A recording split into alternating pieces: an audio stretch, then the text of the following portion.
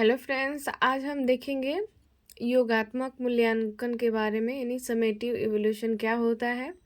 ये BEd second year में ये टॉपिक आता है।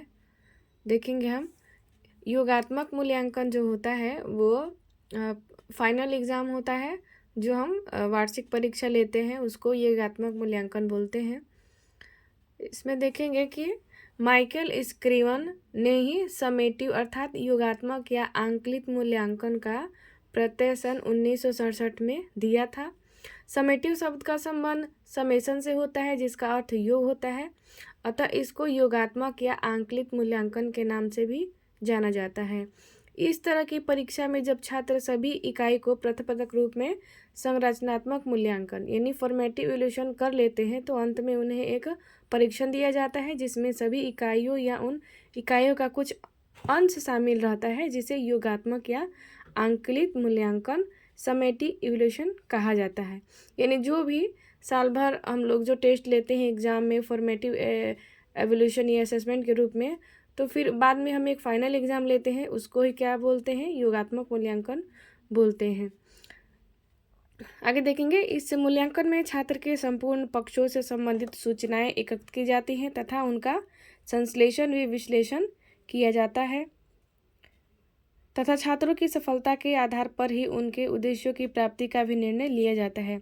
मूल्यांकन के क्षेत्र में योगात्मक या आंकलित मूल्यांकन वह है जो पहले से निर्मित किसी शिक्षा नीति, पाठ्य वस्तु, शिक्षण विधि, शिक्षण सामग्री या मूल्यांकन विधि की उपयोगिता की जांच करने हेतु किया जाता है कि उपयुक्त शिक्षण विधि, शिक्षा नीति, पाठ्यक्रम, शिक्षण सामग्री को यथावत रखा जाए कि नहीं।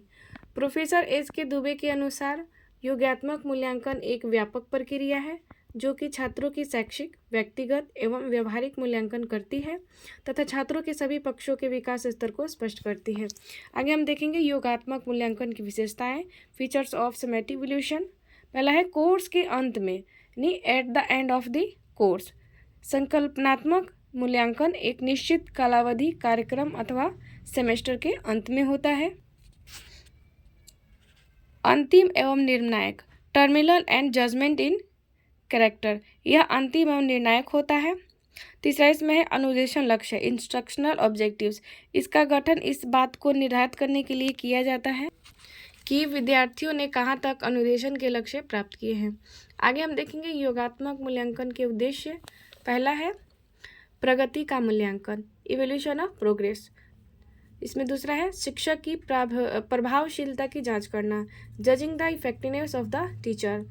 तीसरा है पाठ्यक्रम, अध्ययन, कोर्स अथवा शैक्षिक योजना की प्रभावशीलता की जांच करना, judging the effectiveness of the curriculum, course of study और एजुकेशनल प्लान। आगे दिया है चौथा है विद्यार्थियों का ग्रेड निर्धारित करना और उन्हें प्रमाणित करना, ग्रेडिंग एंड सर्टिफाइंग स्टूडेंट।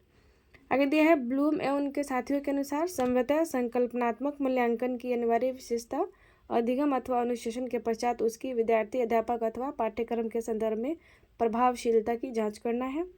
निर्धारित कोर्स मूल्यांकन का आधार विशेष अवस्था अथवा सेमेस्टर के लिए निर्धारित किया गया कोर्स संकलित मूल्यांकन का आधार बनता है।